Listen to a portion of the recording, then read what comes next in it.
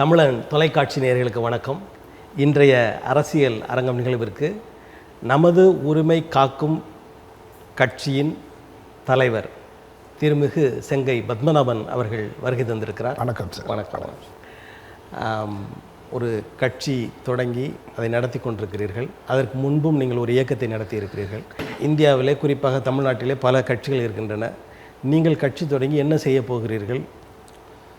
கடந்த காலத்தில் ஏறத்தாழ 30 ஆண்டு காலம் என்னுடைய மாணவர் பருவத்திலிருந்து காங்கிரஸ், ராகுல் காந்தி தலைமை பொறுப்பேற்ற பிறகு என்ன காரணம் என்று தெரியல, காங்கிரஸுக்கு ஒரு மிகப்பெரிய ஒரு பின்னடைவு ஏற்படும் என்ற நிலை நான் கருதி, சரி என்னுடைய பணியை நான் தொடர வேண்டும் என்பதற்காக தனித்து பணியாற்ற ஒரு இயக்கத்தை கண்டேன்.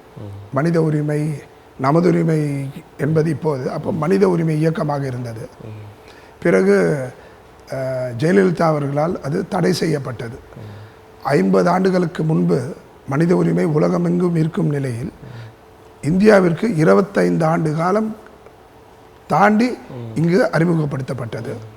பிறகு நான் துவங்கிய 2 ஆண்டில் நமது உரிமை மனித உரிமை தமிழகத்தில் மட்டும் தடை செய்யப்பட்டது.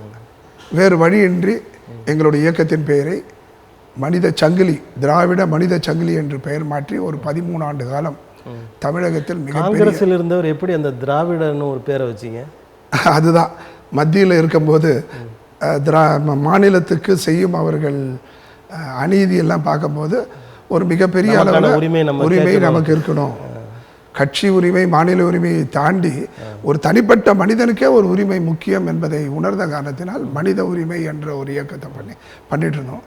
பிறகு கட்டமைப்பை வளர்த்த நிலையில் அங்கொன்றும் இங்கொன்றுமாக தமிழகம் முழுவதும் எனக்கு கேள்விகள் பிறந்தன. என்ன கேள்வின்னா, ஏன் நாம் தேர்தலில் பங்கேற்கக்கூடாது? முழுமையாக பங்கேற்கவில்லை என்று சொன்னாலும் எங்கெல்லாம் தனிப்பட்ட நபர்கள் தன்னுடைய செல்வாக்கை ஒன்றியத்தில், ஒரு ஊராட்சியில், ஒரு நகராட்சியில், ஒரு மண்டலத்தில், ஒரு வார்டில் அவர்களுக்கு வாய்ப்பை பயன்படுத்தி கட்சியினுடைய சின்னத்தை தந்து அவர்களுக்கு ஒரு வாய்ப்பை உருவாக்கி தரலாம் என்பது தான் எங்களுடைய அடிப்படை சிந்தனையோடு துவங்கப்பட்டது நமது உரிமை காக்கும் கட்சி. இன்னும் எங்களுக்கு முழு அங்கீகாரம் தேர்தல் ஆணையத்தினரிடமிருந்து கிடைக்கப்பெறவில்லை. கிடைத்தவுடன் தமிழகம் முழுவதும் கொடி கம்பத்தை நட்டுவது, மற்ற செயல்பாடு. இப்போது ஏற்கனவே நீங்கள் மனித உரிமை சம்மந்தப்பட்டமாக வச்சுருந்துருக்கீங்க. அப்போ எல்லா தமிழகம் எங்கும் அதற்கான உறுப்பினர்கள் அல்லது தமிழகம் இன்னும் பட்டி தொட்டி எல்லாம் இப்போ பார்த்தீங்கன்னா தமிழ்நாட்டில் அதிமுக திமுக வீழ்த்தப்பட வேண்டிய சக்தின்றது ஒரு 30 ஆண்டு காலம், இன்றைய பேச்சில் 30 ஆண்டு காலம். கலைஞர் எம்ஜிஆரால் 30 ஆண்டு காலம் முன்பு தோற்கடிக்கப்பட்டவர்கள். 96 தேர்தலில் ஜெயலலிதா அவர்கள் தோற்கடிக்கப்பட்டார். அதிலிருந்து மிகப்பெரிய ஒரு பின்னடைவு, எதிர்ப்பு தமிழகத்தில் உருவாகிவிட்டது. அவர்களை வீழ்த்தும் நோக்கத்தோடு பல தலைவர்கள் வந்தும் அவர்களால் மிகப்பெரிய அளவில் சாதிக்க இயலவில்லை. அதற்கு ஒற்றை காரணம் கட்டமைப்பு இல்லாத காரணம்தான். ஸோ கட்டமைப்பு இல்லாமல் நாங்களும் கட்சியை ஆரம்பித்து என்னது கிடைக்க போகிறோம்? ஒன்றும் கிடையாது. அதனால் கட்டமைப்பு என்பது மிக மிக அவசியம். அதை தயார் செய்து வச்சுருக்கீங்களா?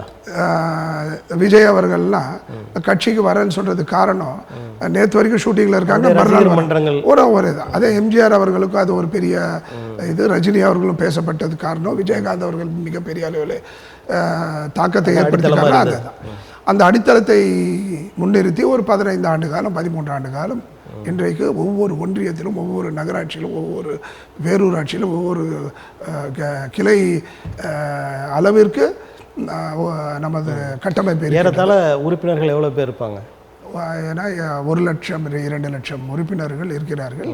இது இந்த இயக்கம் கட்சியாக ஆரம்பித்து ஒரு வருடம் தான் ஆச்சு.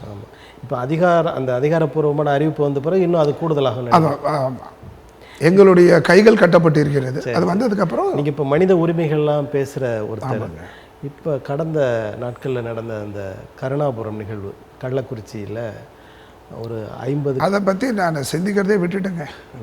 ஏன்னா மிகப்பெரிய ஒரு துயரம், மிகப்பெரிய ஒரு அராஜகம். மற்ற கட்சிகள்லாம் சொல்கிறீங்க, மற்ற கட்சிகள்லாம் சொல்கிறாங்க, என்ன சொல்கிறாங்கன்னா கொலை, அரசாங்கம் செய்த கொலைன்னெல்லாம் ஒரு 302 கேஸில் புக் பண்ணாங்க இவங்களெல்லாம் சொல்கிற அளவுக்கு ஒரு பெரிய விமர்சனம். ஏன்னா என்னுடைய அனுபவம் ஏறத்தாழ 30-40 ஆண்டு கால அனுபவம், இதை பேசி ஒரு பிரயோஜனமும் கிடையாதுன்ற நிலைக்கு வந்துட்டேன். இப்போ நான் ஒரே ஒரு வார்த்தை சொல்கிறேன் சார், ஒன்றும் இல்லை. இந்த ஆளுங்கட்சி ஒரு 5 மந்திர சொற்கள் வச்சுருக்காங்க. உதயநிதி ஸ்டாலின் அவர்கள் அவர் ஒரு சேஃப் லாக்கரில் ஒரு செங்கல் வச்சுருக்காரு.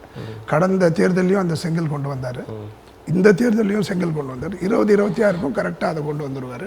அப்புறம் 4 வார்த்தை சொல்லுவாங்க. 15 லட்சம் ரூபாய் உங்கள் வங்கியில் வந்துச்சான்னு கேட்பாங்க. தமிழுக்கு கம்மியாக காசு கொடுக்குறாங்க, சமஸ்கிருதத்துக்கு அதிகமாக கொடுக்குறாங்க, ஹிந்தி போடா, ஹிந்தி வேணாம் போடா, அதுக்கப்புறம் 2 கோடி மக்களுக்கு வாக்கு வேலை தரேன்னு சொல்லி இந்த 4 வார்த்தையை சொல்லி மாநில உரிமையை பேசி இதை பற்றி எந்த கவலையும் கிடையாது. நம்ம மக்களும் ரொம்ப க்யூவில் நின்று வெயிலில் காய்ஞ்சி போய் நம்ம அழகாக போய் அவங்கள 2026 ஜெயிக்க வச்சுட்டு வரும். அதனால் இதெல்லாம் ஒரு பெரிய தாக்கமே கிடையாது. ஒரு அரசியல் மாற்றம் வந்தாலே ஒழிய இதெல்லாம் ஒரு விஷயமே இல்லை என்பது தான் என்னுடைய அனுபவத்தினுடைய. இந்த நிகழ்வுக்கு இதுவரைக்கும் இல்லாத அளவிற்கு மாவட்ட ஆட்சித்தலைவரையே மாற்றிருக்காங்க, காவல்துறை அதிகாரியை சஸ்பெண்ட் பண்ணியிருக்காங்க. ஒரு 50 பாருங்கள், எவ்வளோ ஒரு நெறியாளர், நீங்கள்லாம் எவ்வளோ மூத்த நெறியாளர்கள், உங்களுக்கெல்லாம் சர்வசாதாரணமாக கேட்குறீங்க பாருங்கள். 50 ஏறத்தாழ 50 நபர்கள் இறந்து போனவர். இன்னைக்கு காலையில் கோர்ட்டு கீழ்னு வச்சுருக்காங்க நீதியரசர்கள்லாம். நான் எங்கள் ஆட்சியில் நடக்கலை, எதில் அரசியல் பண்ணுறதுனே ஒரு விவஸ்தை இல்லையா? கடந்த ஆட்சியில் நடந்தது, கடந்த ஆட்சியில் நடந்ததுன்னு சொல்கிறீங்க. கடந்த ஆட்சியில் நடந்தது நீதியரசர் கேட்குறாரு, பதில் கொடுங்க. கடந்த ஆட்சியில் நடந்ததுன்னு சொல்கிறீங்க, நான் ஏற்கிறேன். ஆனால் அதனுடைய பாடம் என்ன, அதனுடைய படிப்பினை என்ன, அதற்கு பிறகு நீங்கள் எடுத்த நடவடிக்கை சார்? போலீஸ் ஸ்டேஷன் பக்கத்தில், ரயில்வே ஸ்டேஷன் பக்கத்தில், நீதிமன்றத்துக்கு பின்னாடி ஒருத்தன் விற்கிறான்னா இதை விட என்ன சார் விஷயம்? மலிவாக இருக்குது சார். டெய்லி டிவி சேனல் பார்க்குறீங்கல்ல, கொலை கொலை கொலை கொலை கொலை. இப்போ நடந்து கொண்டிருக்கிற இந்த திராவிட மாடல் ஆட்சி ரொம்ப ரொம்ப வெரி ஒஸ்ட்டு. திமுகனுடைய கலைஞர் ஆட்சியை விட மோசமாக போயிடுச்சு. ஆனால் எதை பற்றியும் கவலைப்படுற மாதிரி அவங்க தெரியல. அதுதான் வருத்தமாக இருக்குது. நானும் அவருக்கு, ஸ்டாலின் அவருக்கு ஓட்டு போட்டேங்க. ஏன் போட்டேன்? ஒரு மாற்றம் தெரியும். கலைஞரை தாண்டி, திமுகவை தாண்டி ஒரு மாற்றம் தெரியும். ஜெயலலிதா இல்லாத காரணத்தில் ஒரு மூத்த அரசியல்வாதி, அதனால் ஒரு வாய்ப்பை கொடுப்போம்னு சொல்லிட்டு என் உள்பட எங்கள் இயக்கம் உட்பட நாங்கள் உதவி பண்ணோம். அந்த நம்பிக்கைக்கு பாத்திரமா இல்லையே. எவ்வளோ சட்டம் பண்ணுங்க. ஸ்கூலில் பசங்க வந்து கஞ்சா அடிக்கிறாங்க, போதை மருந்து விற்கிற அளவுக்கு ரொம்ப மலிந்து போயிடுது சார். இவ்வளோ இந்த ஆட்சியில் இந்த 2 பிரச்சனை, போதை, அதாவது மது ப்ளஸ் இந்த கஞ்சா, இந்த மாதிரி விஷயங்கள் தான் பாதிப்புக்கு உள்ளாக்குகிறதா, இல்லை வேறு எதுவும்? இந்த அடிப்படை ஒரு மனிதனை நிலையை வந்து தலைகீழ மாற்றுவது இந்த போதைக்கு. கள்ள சாராயன்றதெல்லாம் எப்படி ஏற்றுக்க முடியும்? போதைப் பொருள் வந்து மலிந்து இருக்கு. அதே சொல்ல நிர்வாகமும் குறைஞ்சு மதுவிலக்கே இல்லைங்க, அரசாங்கமே கடைகள் நடத்துகிறாங்க. அப்படி இருக்கும்போது எப்படி கள்ளச்சாராயம் வந்து அதையே மக்கள் விரும்புகிறாங்க? அதுதான் அதுக்கு விலை வித்தியாசம் இருக்குது. விலை குறைவு, அது விலை அதிகம். அதே சமயத்தில் அதுனுடைய நேரம். அரசு நடத்துகிற கடைகளில் அந்த விலையை குறைக்கணும்னு நீங்கள் எதிர்பார்க்குறீங்களா? இல்லை, நான் அதை சொல்லலை. இதை அறவே ஒழிக்கணும். வீட்டுக்கு மூட்டு பூச்சிக்கு பயந்து வீடை கொளுத்த முடியாது. அரசு நடத்துவதற்கான நிதி வந்து அங்கிருந்து தான் வருது பெருமளவில் அப்படின்னு சொல்கிறாங்க. சரி, இதை விட பெரிய நிதி வரும் கஞ்சா வித்தா. இதை விட 40,000 கோடி வருது. இது அது 1.5 லட்சம் கோடி வரும். நாளையிலேருந்து அதையும் விற்க ஆரம்பிச்சிடலாமே, கஞ்சா விற்கலாம், சிறப்பாக இருக்கும். ஏன்னா அதில் வருமானம் வருது. என்ன சார் பேச்சு? அதாவது முழுமையான மது விலக்கு எனக்கு உடன்பாடு இல்லை. அதெல்லாம் யுகம் போகும். ஆனால் குறைந்தபட்சம் ஒரு கட்டுப்பாடு இருக்கணும். விபச்சாரம் வந்து வடநாட்டில் அங்கீகரிக்கப்பட்ட ஒரு இல்லை. இப்போ இந்த மது விலக்கில் ஒரு கட்டுப்பாடு, அந்த கட்டுப்பாடு என்னன்னு நினைக்கிறீங்க? கம்மி பண்ணுங்க சார், கடைகளை கம்மி பண்ணுங்க, தூரமாக வைங்க, டைமிங்கை குறைங்க. அப்படி குறைக்கும் போது தான் இப்படி கள்ளச்சாராயம் வருது. எங்கள் போலீஸ் ஸ்டேஷன் பக்கத்துலையா? போலீஸ் ஸ்டேஷன் பின்னாடி, போலீஸ் ஸ்டேஷன் பின்னாடி கள்ளச்சாராயம் விற்குதுன்னா மற்ற காட்டுக்குள்ளே என்ன நடக்கும்? என்ன வேணா நடக்குமே. அப்போ காவல்துறை சரியில்லைன்ற? காவல்துறை சரியில்லைன்றது இல்லை, நிர்வாகம் சரியில்லை. யாருக்கோ தடை போட்டால் எனக்கு அதிகாரத்தை கொடுத்தா தானே சார் நான் செய்ய முடியும். பெரிய அளவில் அதே ஒரு கார்த்திக்ன்றவர் எம்எல்ஏ, மாவட்ட செயலர், அதுதான் 2-3 நாளாக விவாதத்தில் ஓடிட்டுருக்கு. அவருக்கு ரொம்ப பங்கு இருக்குது. அவருக்கு பங்கு இருக்கோ இல்லையோ, அவர் நினச்சிருந்தா தடுக்கலான்ற அளவுக்குலாம் சொல்கிறாங்க. காவல் நிலையம் பக்கத்தில் நீதிமன்றத்துக்கு பின்னாடி நடக்கிறது எப்படி சார் ஏற்றுக்க முடியும்? எதுக்கு எடுத்தாலும் மோடி எதிர்ப்பு ஒன்று பண்ணுறீங்க, அது எப்படி பார்த்தோம்? எதிர்காலத்தில் மத்திய அரசு பிஜேபி ஜெயிக்க போவது என்பது காலத்தின் கட்டாயம் என்பது வெளிப்படையாக தெரிஞ்சு போச்சு. இந்த காங்கிரஸுக்கு ஒரு 99 ஓட்டு சீட்டு வந்ததுக்கு காரணம் மோடி அவர்கள் கடைசி நேரத்தில் தன்னுடைய பிரச்சாரத்தில் மிகப்பெரிய அளவில் பிரிவினை பேசிய காரணத்தால் தான் ஒரு 50-100 சீட்டு அவங்களுக்கு கம்மியாச்சு. இல்லைன்னா 300 சீட்டு 325 சீட்டு கண்டிப்பாக வந்திருக்கும். ஒரு சீட்டில் ஜெயிச்சாலும் ஜெயிச்சது தானே சார். அடுத்த முறை பாரதிய ஜனதா கட்சி தான் ஆட்சி. 25 ஆண்டுகள் அவங்க தான் வருவாங்க. கசப்பான உண்மை, ஆனால் அதுதான் நிச்சயம். எப்படி உறுதியா சொல்றீங்க சார்? மதத்தை கையில் வச்சிருக்காங்க சார், கன்சல்டேஷன் ஆஃப் கம்யூனிட்டி.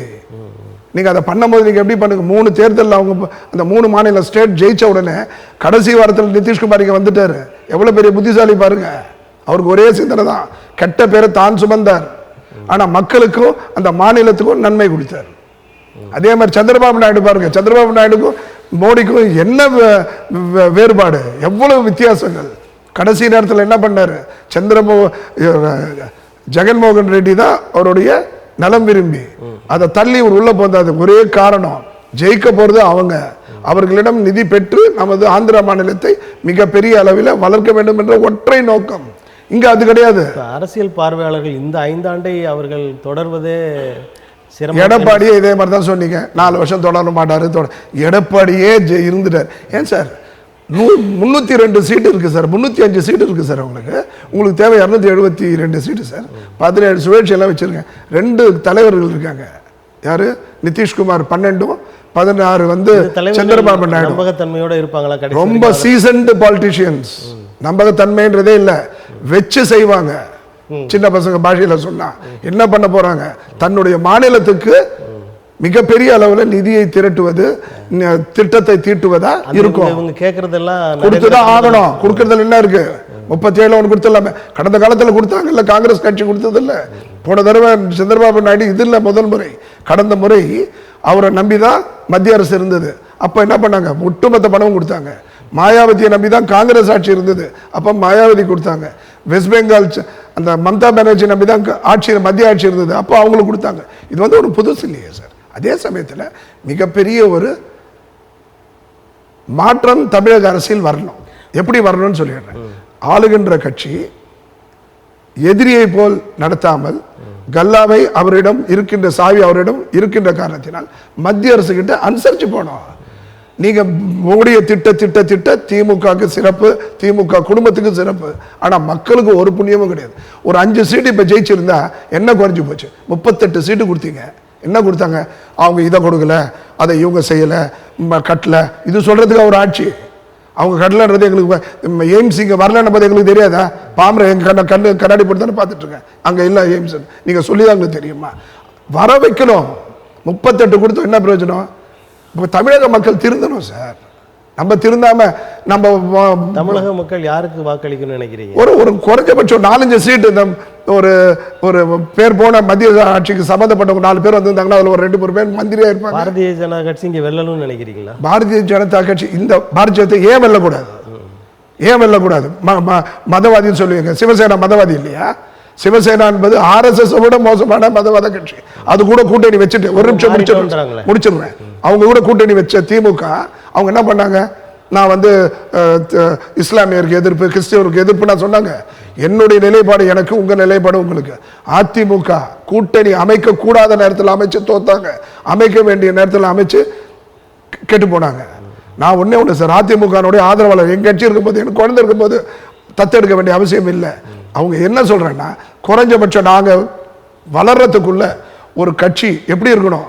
அனுசரித்து போனோம். மத்திய அரசு அனுசரித்து போனோம். கலைஞர்லாம் பாருங்க, மிகப்பெரிய மத்திய தொகுப்புலேருந்து கொண்டு வந்தார். பார்கெயின் பண்ணி 7 மந்திரி 8 மந்திரின்னு வாங்கினாரு. அந்த மாதிரி நீங்க மாற்றணும்.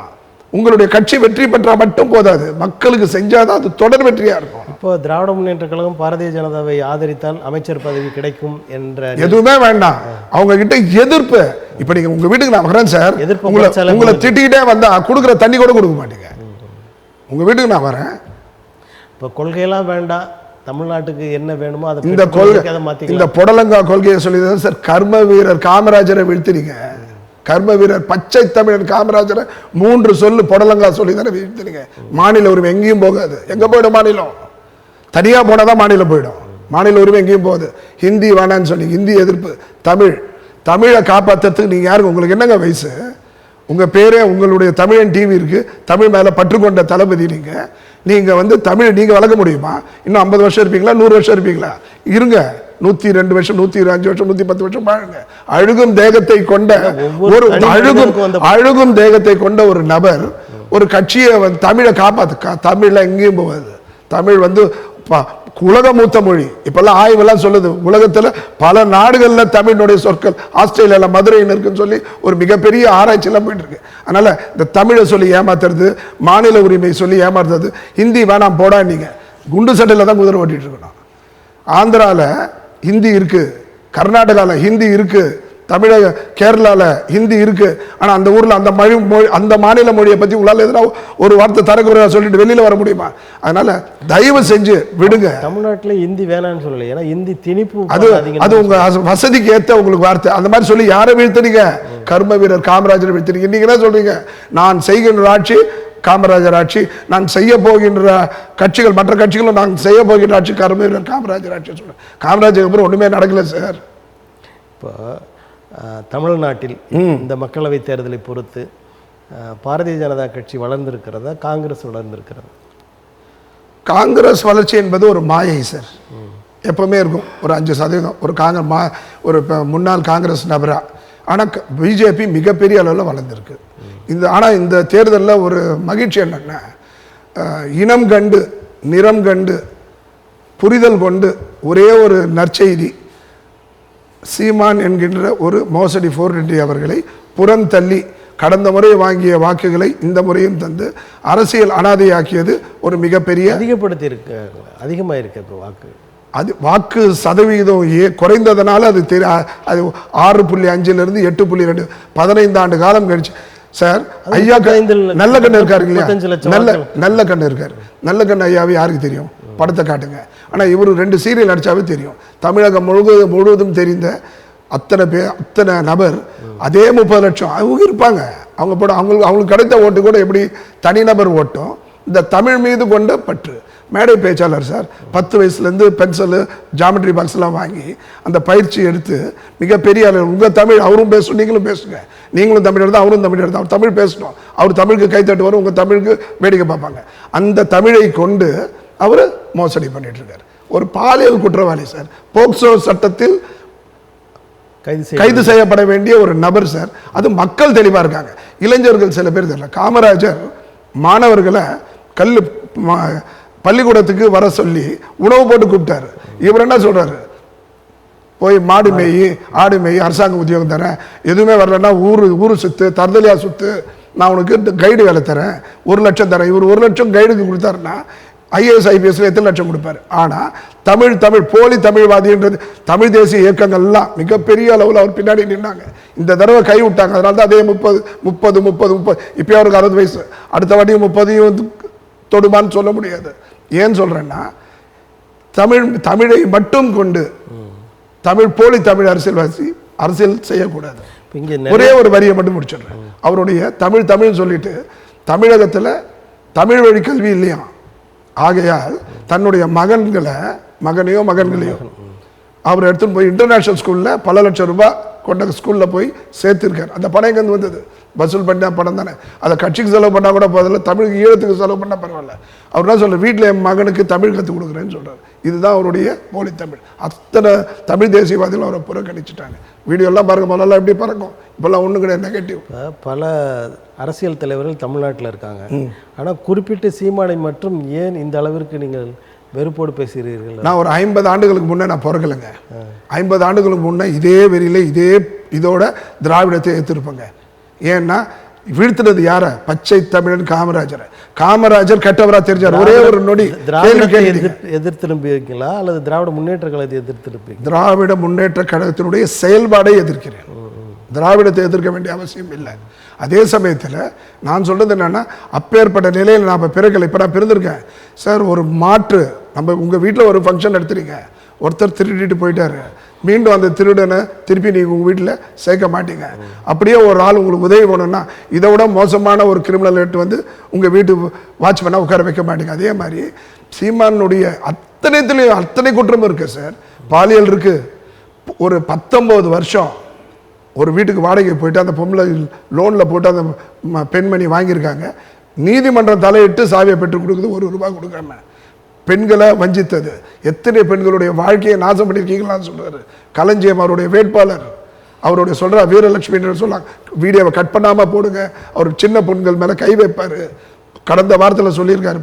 கடந்த காலத்தில் எனக்கு 2 குழந்தை வந்துருச்சு, மனைவி மக்கள்லாம் ஆச்சு, உற்றார் உறவினர் கட்சி நண்பர்கள்லாம் இருக்காங்க. இப்போ போய் நான் நீ செஞ்ச வேலைக்கு அதை செய்ய வேறு என்ன செய்ய முடியும்? ஒரு பெண்க 10 வருஷம் வாழ்க்கை போச்சு, என்ன பண்ண முடியும்? நீதியை தேடி தேடி போராடுறான். தட்டாத கதவு கிடையாது. அவங்கள இவ்வளவு அடுக்கடுக்காக புகார் சொல்கிறீங்க. ஆனால் அவரது கட்சியே நிறைய இடங்களில் வந்து 2வது இடத்துக்கெல்லாம் வந்திருக்கு தமிழ்நாடு. சார் 2வது இடம் 3வது இடம்லாம் விட்டுருங்க.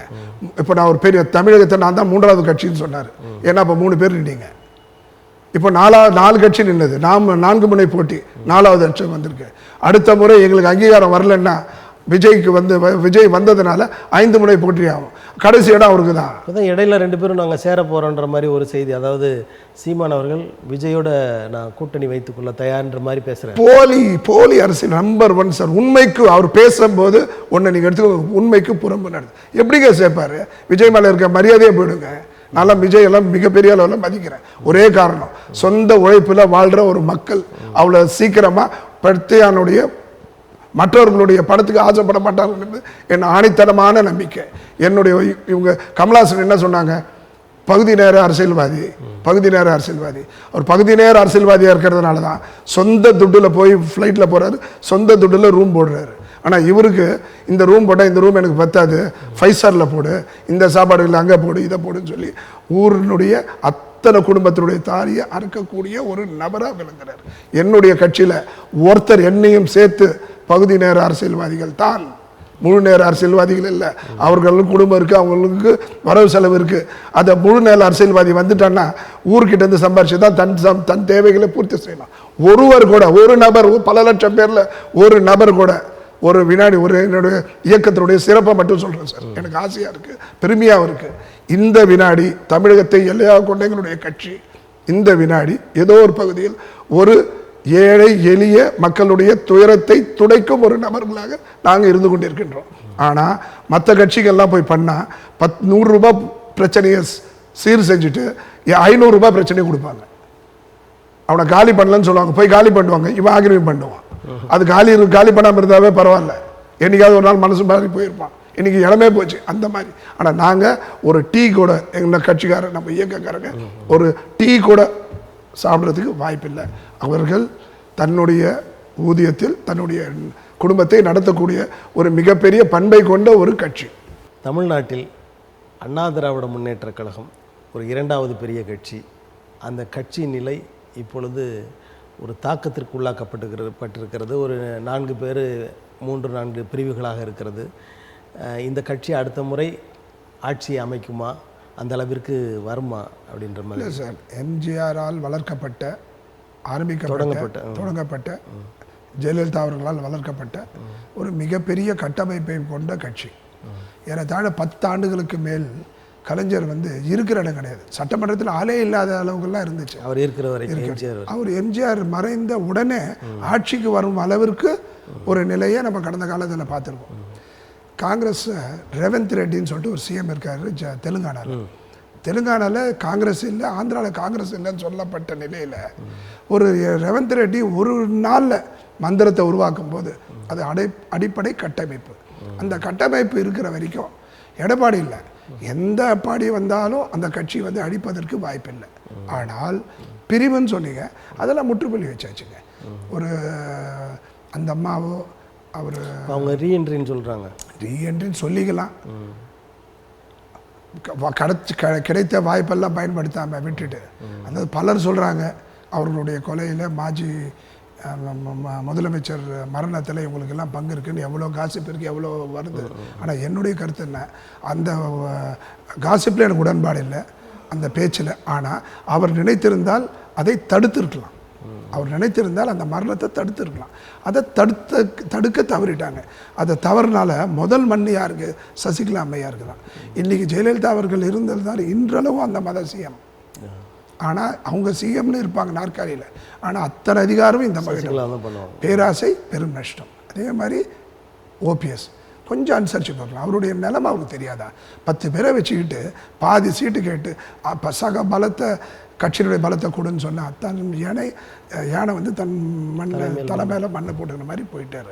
ஆனால் தயவு செஞ்சு இப்போ அதிமுக முழுமையாக இவருடைய கட்டுப்பாடுக்கு வந்தாச்சு. எடப்பாடி கட்டுப்பாடு வந்து ஒட்டுமொத்த செயற்குழு இருக்குது, ஒட்டுமொத்த எம்எல்ஏ இருக்கான், ஒட்டுமொத்த எம்பிங்க இருக்கான், கட்சி இருக்குது, பல கோடி தொண்டர்கள் இருக்காங்க, பல இடத்துல சீட்டு சார் வெற்றி சார்.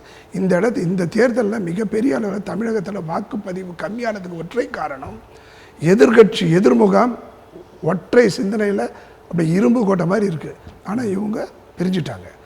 தேர்தலில் வெற்றியை மட்டும்தான் சார் இலக்கா வைக்கணும். நீங்கள் இந்த கொள்கையெல்லாம் தயவு செஞ்சு வைங்க. கணவன் மனைவிக்குள்ளேயே கொள்கை வித்தியாசம் இருக்கும், தந்தை தாய்கிட்டே மகன்கிட்டேயே கொள்கை வித்தியாசம் இருக்கும், முதலாளிகிட்டேயும் தொழிலாளிகிட்டையுமே வித்தியாசம். 2 மூளை இறைவன் நம்மளுக்கு ஒரு மூளையை கொடுத்துருக்காரு. 2 மூளையை கொடுக்காத காரணம் நம்ம மென்டலாக தெரிஞ்சிருப்போம். அந்த மாதிரி தயவு செஞ்சு இலக்கை வெற்றியில் கொண்டு செயல்பட்டிருந்தால் என்னங்க பிரதமர் சொல்கிறாருங்களாங்க, அமித்ஷா சொல்கிறாருல்ல, கதவை திறந்து வச்சுருக்கோம், ஜன்னலை திறந்து வச்சுருக்கோம், அதை பயன்படுத்தி உள்ளே போயிருக்கலாமே.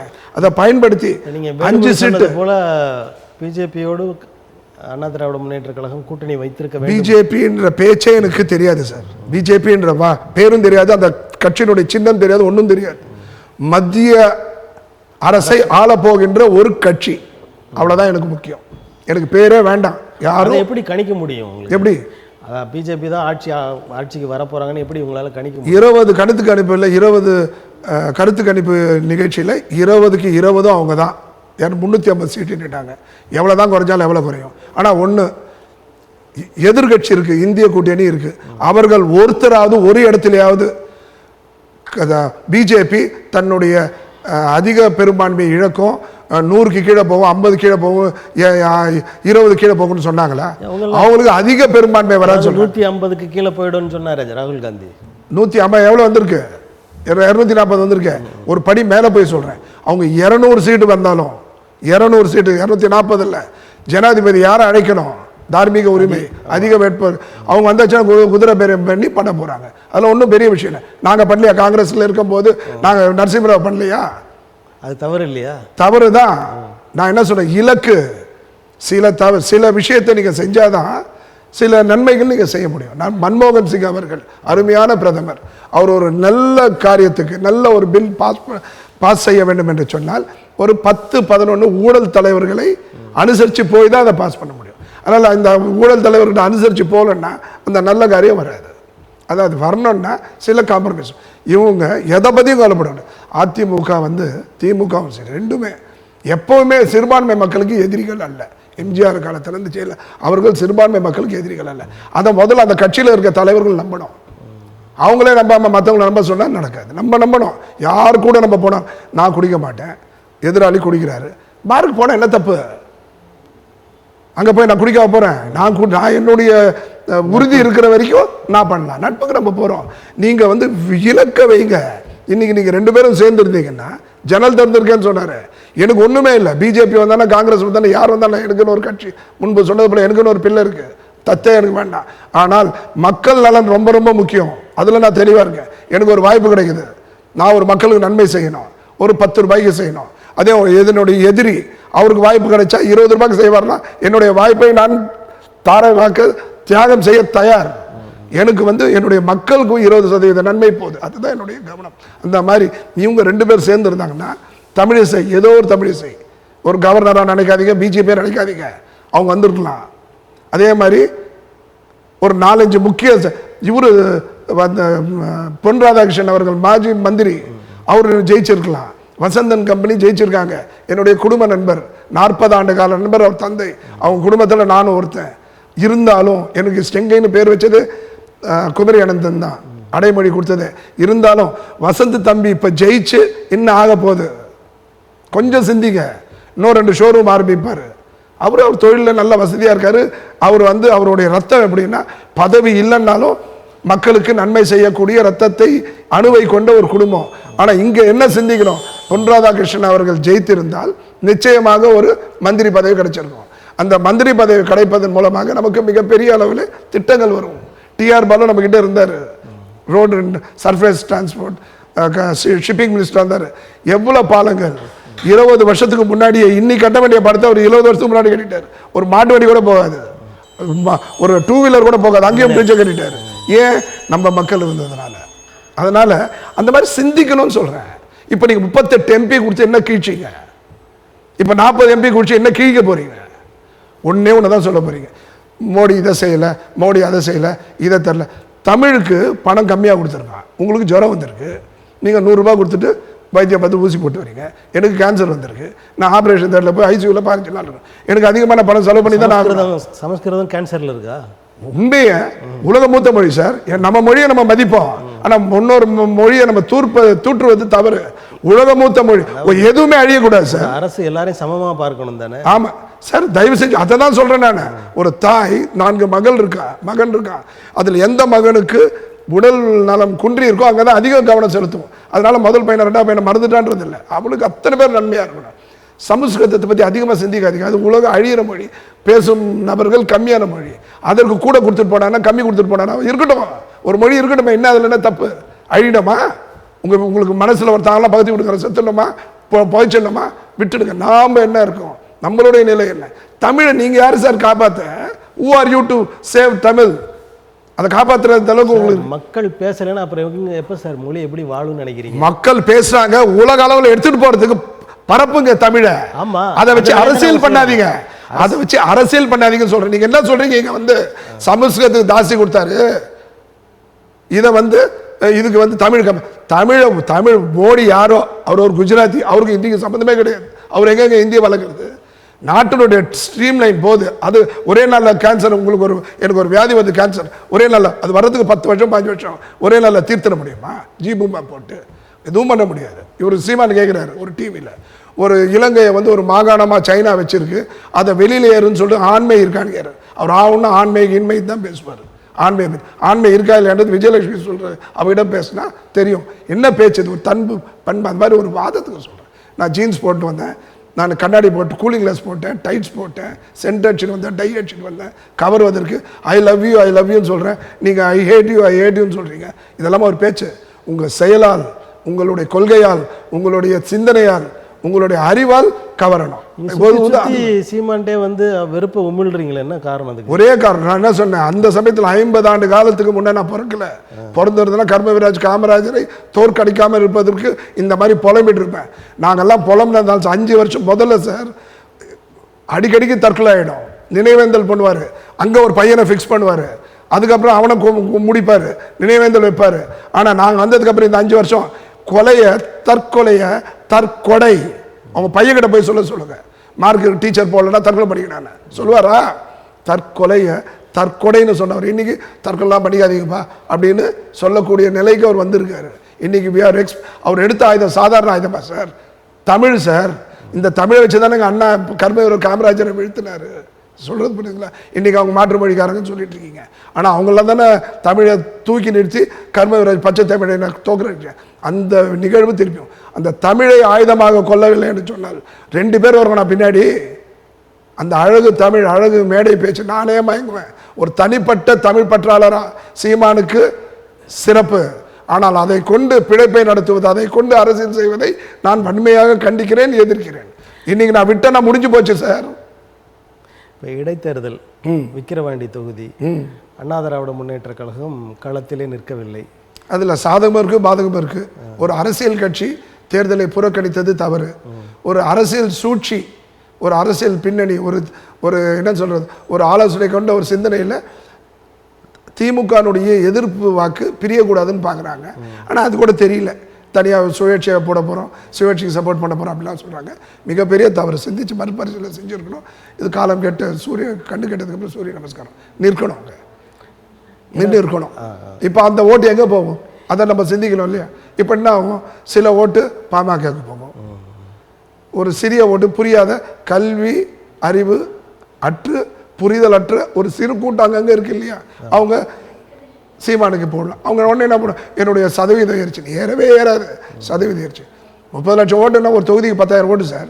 ஒரு தொகுதியில் 2.5 லட்சம் ஓட்டு இருக்குது. 2.5 லட்சம் ஓட்டு 60 வயசில் 10,000 ஓட்டு வந்ததுன்னா என்ன, யூ ஆர் எக்ஸ்போஸ்ட். உங்கள் வீட்டு பக்கத்தில் ஒரு கடை திறக்குது, கடை திறந்தால் உடனே போய் நீங்கள் அங்கே வியாபாரம் பண்ணிடுங்க. அண்ணா திராவிட முன்னேற்ற கழகம் வாய்ப்பை தவற விட்டு விட்டதுன்னு சொல்கிறீங்களா? ஒரு அரசியல் கட்சியாக நடக்கவில்லை என்பது தான் ஒரு சிந்தனை. கொஞ்சம் கொஞ்சம் எடப்பாடி தன்னுடைய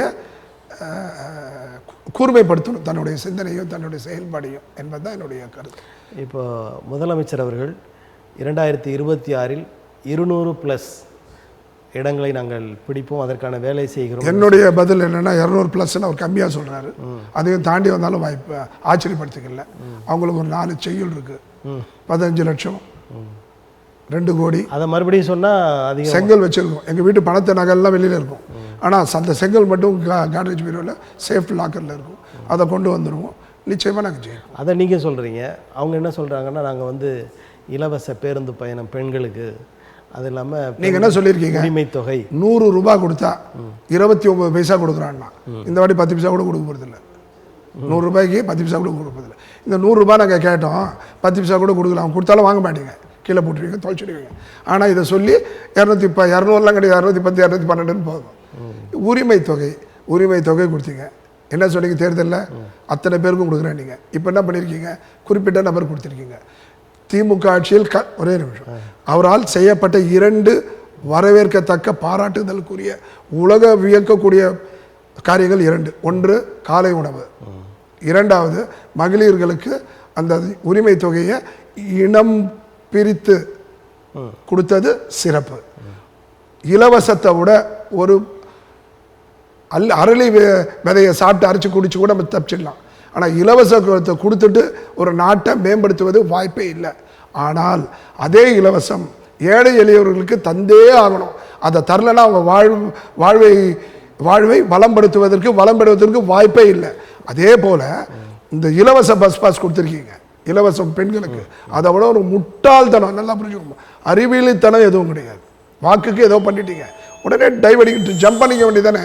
அந்த உரிமை நிதி மாதிரி ஒரு பஸ்ஸில் தண்ணீர் சொட்டுது, ஒரு பஸ்ஸு டயர் உருண்டோடுது மதுரை டு பழனியில். என்ன நடக்குது, ஏன்னா பொருளாதாரம் கிடையாது, சீர்கேடு. நீங்கள் என்ன பண்ணோம், 50 லட்சம் 50,000 ரூபாய் சம்பளம் வாங்குது, 30,000 ரூபாய் சம்பளம் வாங்குது, 1 லட்சம் ரூபாய் வாங்குது. ஐடி ஃபீல்டில் ஒர்க் பண்ணுற பொம்பளைங்க, கணக்கு துறையில் வேலை பண்ணுற பொம்பளை மகளிருக்கெல்லாம் அந்த இலவசம் கொடுங்க. தயவு செஞ்சு கொடுக்காதீங்க. எப்படி நீங்கள் மாணவர்களுக்கு ஒரு சீட்டு கொடுத்துருக்கீங்களோ, பாஸ் கொடுத்துருக்கீங்களோ, அதே மாதிரி ஏழை எளிய பெண்களுக்கு மட்டும் கொடுங்க. நீங்க வாக்கு வரிசை மட்டும் பண்ணீங்கன்னா. நீங்க பேசின பேச்சில் இருந்து ஒரு முரண் தெரியுது. என்ன சொல்லுங்க, தேர்தல் அறிக்கையிலிருந்து எல்லா பெண்களுக்கும் கொடுக்குறேன்னு சொன்னீங்க, அதை கொடுக்கலன்னு ஒன்று வச்சிங்க. ஆனால் இப்போ என்ன சொல்கிறீங்க, அதிகமாக சம்பாதிக்கிற பெண்களுக்கு கொடுக்கக்கூடாது அப்படின்னு நீங்கள். நான் தயவு செஞ்சு சொல்கிறேன், கேட்டுக்கோங்க. நீங்கள் தேர்தல் அறிக்கையில் சொல்லி இலக்காக வச்சு வந்துட்டீங்க. ஆனால் இருந்தாலும் நாட்டு நன்மையை கருதி கஜானாவை நம்பி எப்படி நீங்கள் மொத்த பேர் கொடுத்தீங்கன்னா நீங்கள் நடுத்தரு தான் கஜானா. நம்மளாம் என்னுடைய சரியாக தானே நடந்துருக்கீங்க. நீங்கள் சொந்த வீடு வச்சுருக்கீங்களா, வாடகை வீடு இருக்கீங்களா? நண்பர், வாடகை வீடு, சொந்த வீடு. உங்கள் ஹவுஸ் ஓனர்கிட்ட போய் கேளுங்க, வீட்டு வரிய எந்த அளவு உங்களுக்கு அடுத்த வாட்டி இன்னும் உங்களுக்கு வாடகைலாம் ஏறிடும், கண்ணாமலே ஏறிடும். சின்ன வீட்டுக்கு 3000 ரூபாய் வருது சார் ஈபி. அதில் பீக்குன்றாங்க, ஈவினிங் பீக்கு, மார்னிங் பீக்குன்றாங்க. என்ன கணக்குன்னே தெரியல. சம்பாதிக்கிறதுல கால்வாசி பணமும் ஈபிக்கும் அரைவாசி பணமும் வாடகைக்கும் போயிட்டா கல்விக்கு எங்கே போகிறது? 2026 எந்த கட்சி ஆட்சிக்கு வந்தால் தமிழ்நாடு சிறப்பாக இயங்கும்? மத்திய அரசு எத்தனை ஆண்டு இருக்க போகுது? இன்னும் 5 ஆண்டு இருக்க போதா? அதை நீங்கள் சொன்னாலும் கலைக்க முடியாது. எடப்பாடி கதை தான், அவங்க இருப்பாங்க. 2 சீசன் பாலிட்டிஷியன், 2 பேரும் கவுத்தாலும், நிதிஷ்குமாரும் சந்திரபாபு நாயுடு கவுத்தாலும் அவங்க ஆட்சி செய்வது உறுதி. பல விலைகள், அதை சொன்ன நேரம் பத்தாது. ஒரு 4-10 MP சஸ்பெண்ட் பண்ண எண்ணிக்கை குறைஞ்சிடும். கடந்த காலத்தில் என்னென்னமோ நடந்திருக்கு. மைனாரிட்டி அசம்பிளி எல்லாம் மெஜாரிட்டியா போயிருக்கு. விதிமீறல் மூலமா தான் சார் வெற்றி. என்னுடைய கையெழுத்து ஒரு நன்மை செய்ய போகின்றது என்று சொன்னால் நான் சில படிகளை தாண்டி வர்றதுல தப்பே இல்லை. நான் வருகின்ற பாதை எதுவாக இருந்தாலும் செய்கின்ற செயல் நல்ல செயலாக இருந்ததுன்னா பாதையை பற்றி கவலை இல்லை. நல்ல பாதையில் வந்துட்டு குற்றங்களும் குறைகளும் பண்ணிட்டு இருந்தேன்னா அந்த நல்ல பாதையில் என்ன பிரயோஜனம்? அதனால் அல்டிமேட் இறுதியாக நாம் செய்யும் செயல்பாடு தான் நம்மை தீர்மானிக்கும். அந்த விதத்தில் இன்னும் 5 வருஷம் அவங்க தான் இருக்க போகிறாங்க. சொல்ல புரியுதுங்களா? ரெண்டு கட்சி சப்போர்ட் பண்ணுற கட்சியே கவுந்துரும். ஆனால் 15 பேர் சேர்ந்த கட்சி நிலைச்சிருக்குமா? என்ன லாஜிக்? நீங்கள் லாஜிக்ன்றீங்களே, என்ன லாஜிக்? 15 பேர் சேர்றது எப்படி இருக்கும்?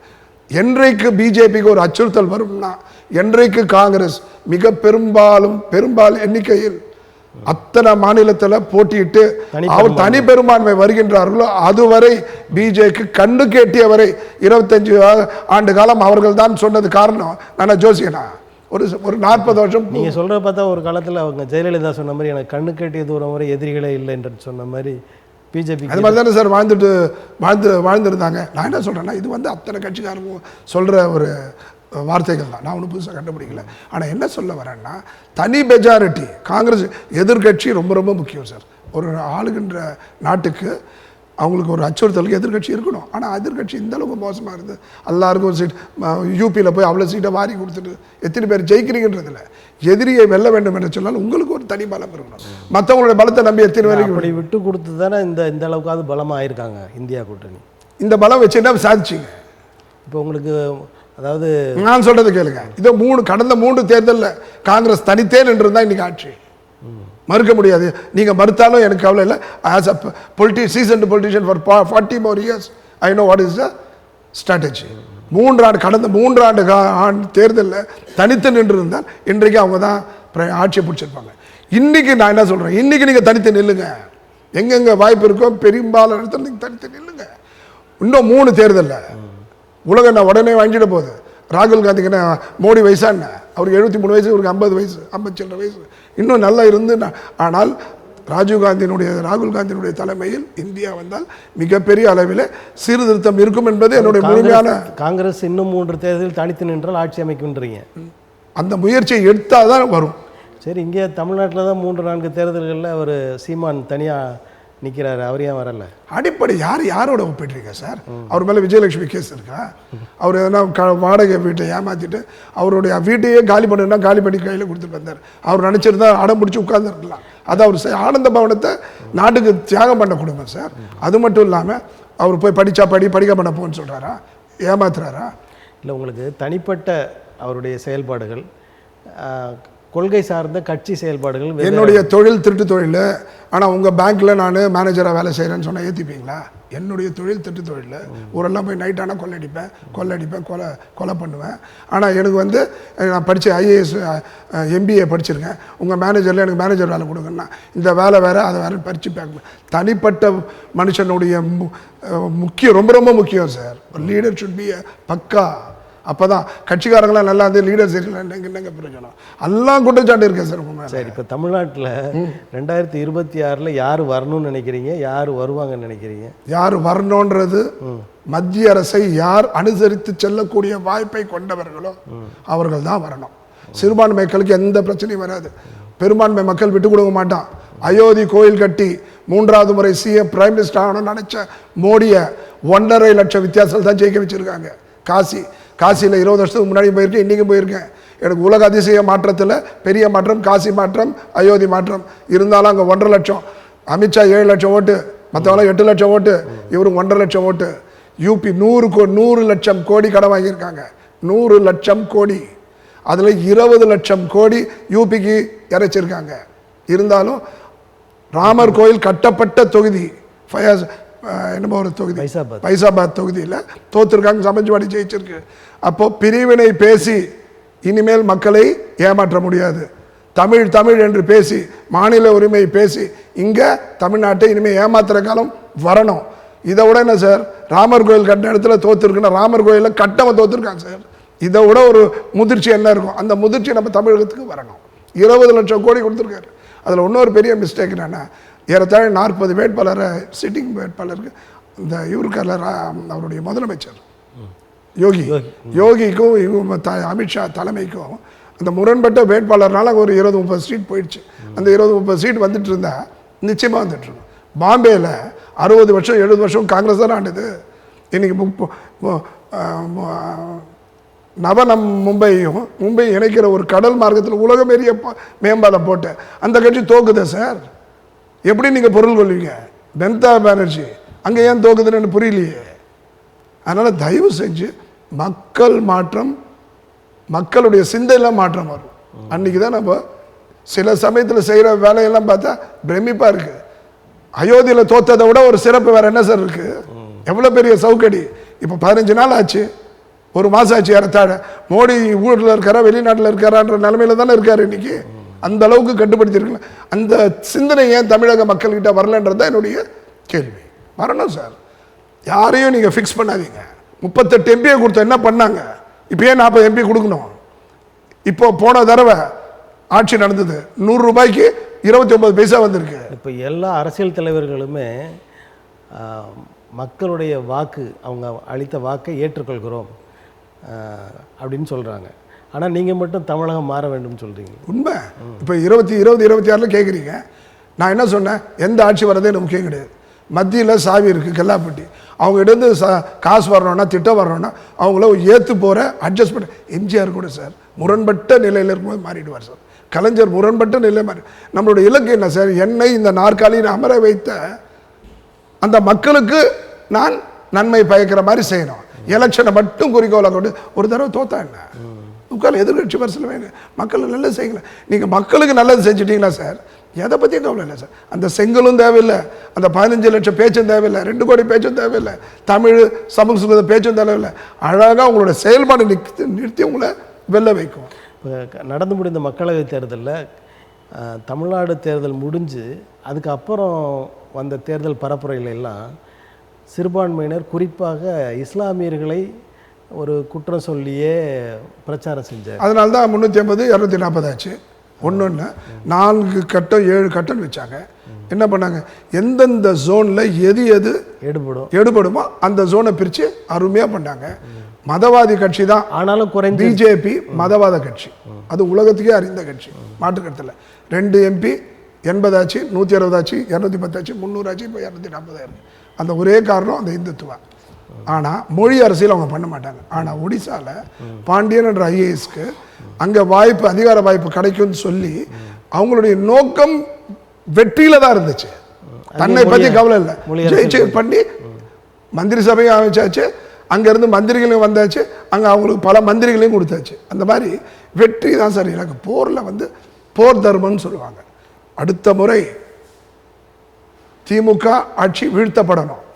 அதனால் நான் ஏடிஎம்கேக்கு பச்சை குட்டி குத்திட்டு இல்லை. எனக்கு என்ன, என் மக்களுக்கு நன்மை செய்யக்கூடிய ஒரு வாய்ப்பை தரக்கூடிய ஒரு கட்சி அதிமுக இருக்கும். அட்ஜஸ்ட் பண்ணி வாங்குவாங்க, கொஞ்சம் கெஞ்சி வாங்க. ரெண்டும் ஒரே கட்சி தான் சார், ஒரே நிலைப்பாடு தான் சார். இவங்களும் தப்பு பண்ணுவாங்க, இவங்களும் தப்பு பண்ணுவான். இவன் தப்பை பண்ணிட்டு இப்போ என்ன அதுக்குன்னு கேட்பான் திமுககாரன். அதிமுககாரன் கொஞ்சம் அட்ஜஸ்ட் பண்ணிக்கப்பான்னு சொல்லுவான். இவ்வளோ தான் வித்தியாசம். அதனால் ஒரே குலத்தில் உரிய மட்டைகள் தான். ஆனால் அதிமுகவும் மற்ற கட்சி பிஜேபி ஒன்று சேர்ந்தால் தமிழக மக்களுக்கு நன்மை என்ற காரணத்தினால் அவர்கள் 2 பேரும் ஒன்று சேரணும். இஸ்லாமிய மக்கள்லாம் ஒன்றும் பண்ண முடியாது, எதுவும் பண்ண முடியாது. இந்து மக்கள், பெரும்பான்மை மக்கள் தயவு செய்து ராமர் கோயில் இடத்துல என்ன நடந்ததோ அது கிளைமேக்ஸில் நடக்கும் என்பது தான் என்னுடைய நம்பிக்கை. நன்றி. இதுவரை உங்களது கருத்துக்களை தமிழன் தொலைக்காட்சி வாயிலாக மக்களுக்கு தந்தமைக்கு எங்களது மனம் கனிந்த நன்றி. வணக்கம் சார். நேயர்களே, அரசியல் அரங்கம் நிகழ்வில் வேறொரு ஆளுமையுடன் சந்திப்போம். நன்றி, வணக்கம்.